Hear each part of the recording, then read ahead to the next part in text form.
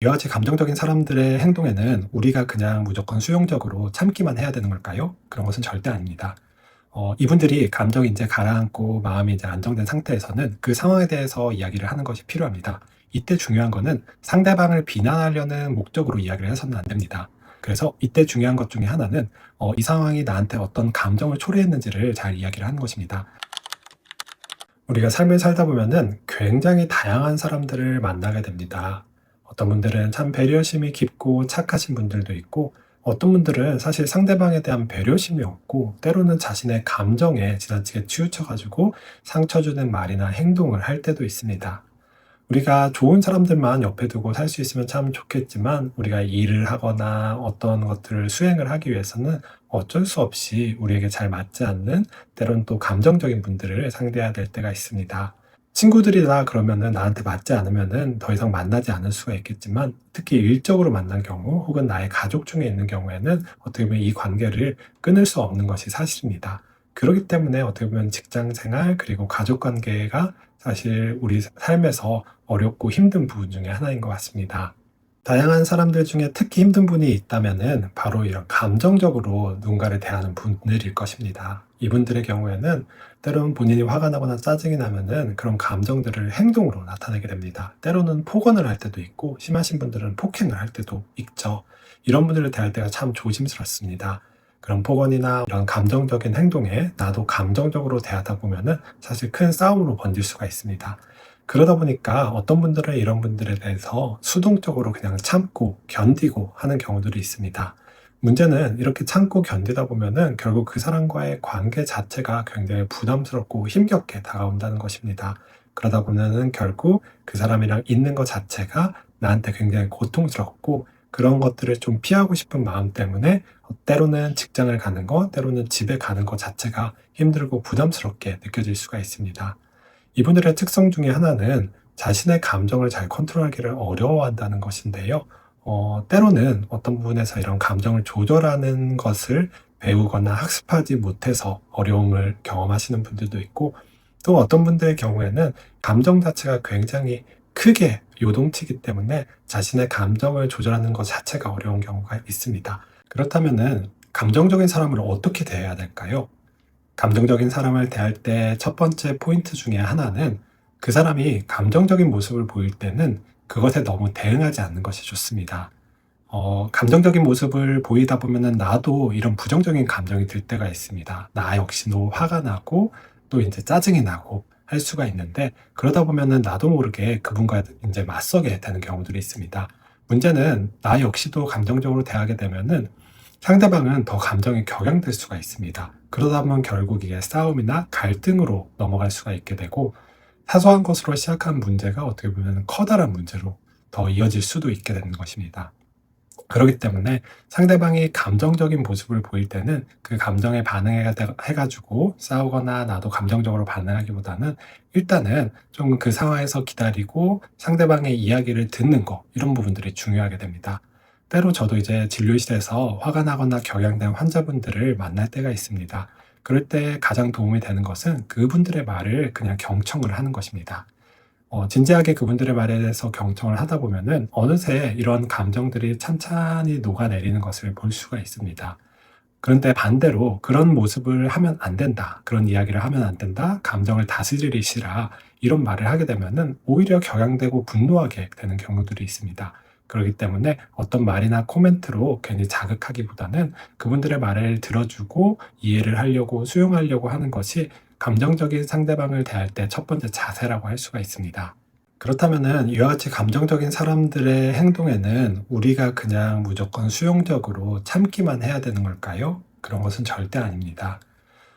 이분들이 감정이 이제 가라앉고 마음이 이제 안정된 상태에서는 그 상황에 대해서 이야기를 하는 것이 필요합니다. 이때 중요한 거는 상대방을 비난하려는 목적으로 이야기를 해서는 안 됩니다.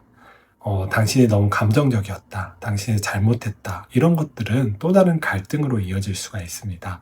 그래서 이때 중요한 것 중에 하나는 이 상황이 나한테 어떤 감정을 초래했는지를 잘 이야기를 하는 것입니다. 상대방이 그런 이야기를 했을 때, 그런 말투를 했을 때 내가 느낀 감정에 대해서 솔직하게 전달을 하는 것입니다. 당신이 그런 이야기를 했을 때 내가 어떻게 보면은 힘들고 비참하고 좀 불안했다. 이런 여러 가지 이제 감정들을 같이 나누는 것이죠. 그래서 이제 상대방이 나의 행동에 대해서 비난받거나 공격받기보다는 나의 이런 솔직한 감정들을 같이 공유하고자 하는 모습으로 이야기를 하면은 상대방이 조금 더 받아들일 가능성이 있습니다. 그런데 이런 이야기를 했을 때 만약에 상대방이 문제의식을 느끼고 그거는 내가 참 잘못했다. 다시는 그러지 않도록 노력을 하겠다. 혹시라도 다음에 그러더라도 좀 이해를 해주라 하면은 이게 이제 문제의식이 있는 것입니다. 자신이 감정을 잘 다스리지 못한다라는 것을 문제의식을 가지고 있고 자신도 노력을 하지만 때로는 그런 것들을 조절하지 못할 때가 있는 것이죠. 하지만 반대로 내가 이런 이야기를 했을 때 그것이 뭐가 문제냐, 그렇게 생각하지 말고 그렇게 느낄 필요가 없다라고 이렇게 뻔뻔하게 이야기를 한다고 하면은 이분들의 경우에는 사실 자신의 감정 조절에 문제가 있다는 것을 의식하지 못하는 것입니다. 이런 분들의 경우에는 굉장히 문제가 더 크다고 할 수가 있습니다. 만약에 두 번째에 해당하는 분들이 있다면은 사실 최대한 멀리하는 것이 더 필요하다고 할 수가 있습니다. 감정 조절에 문제가 있지만 문제의식이 있는 분들의 경우에는 어떻게 보면은 이해하고 노력하고 하는 과정들을 통해서 조금씩 점차적으로 변할 수가 있습니다.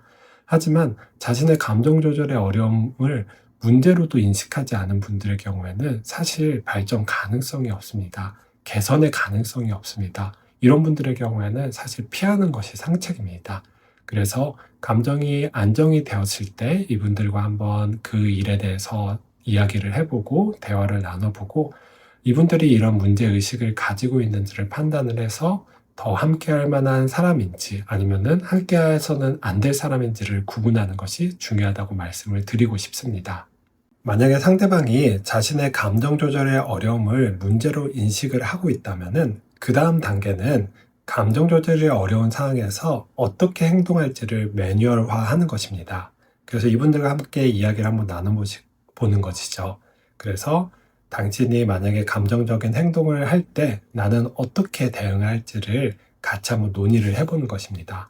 예를 들면은 혹시라도 당신이 감정적으로 이렇게 반응을 할 때 나는 그 자리를 떠나는 방식으로 해보겠다라고 이제 미리 규칙을 정해두는 것이죠.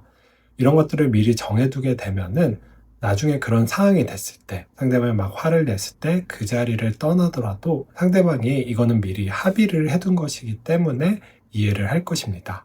그런 것이 없는 상황에서 그 자리를 떠난다고 하면은 오히려 그런 행동이 상대방의 화를 더 돋굴 수가 있는 것이죠. 그런 방식으로 상대방이 감정적인 상황에서 어떻게 대응할지를 미리 논의하고 상의하고 합의를 하는 과정을 거치는 것입니다. 물론 우리가 이제 매뉴얼을 만들어도 그대로 행동하기 어려울 때도 있을 것입니다.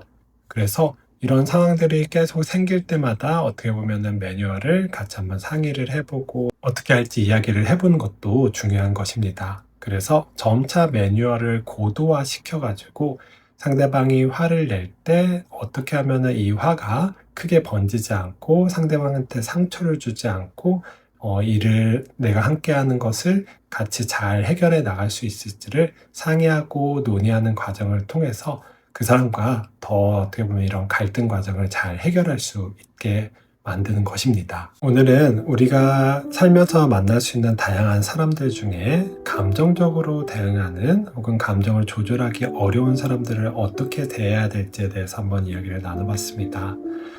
실제로 이제 이런 감정적인 사람들은 우리가 살다 보면 만날 수밖에 없습니다. 피할 수가 없습니다. 그렇기 때문에 이런 사람들을 어떻게 대해야 되는지도 우리가 배우고 학습하는 것이 필요합니다. 오늘 이야기하는 부분들 고려를 하셔가지고 문제의식이 있는 사람들은 함께 이 문제에 대해서 공유를 하고 상의를 하고 더 해결책을 찾아가 보는 식으로 해봤으면 좋겠고, 문제의식이 없다 그러면은 단호하게 그 관계를 정리하시는 것을 권해드리고 싶습니다. 이런 분들의 경우에는 사실 내가 이것을 해결하려고 노력하는 것 자체가 괜히 시간과 에너지를 낭비할 수가 있기 때문입니다. 그래서 여러분들이 이런 방식을 통해서 더 다양한 더 많은 사람들과 더 조화롭고 어떻게 보면 즐겁게 생활하실 수 있기를 바라겠습니다. 오늘도 여기까지 시청해주신 분들께 감사드리고 저는 더 나은 영상으로 찾아뵙도록 하겠습니다. 이상으로 배종빈이었습니다.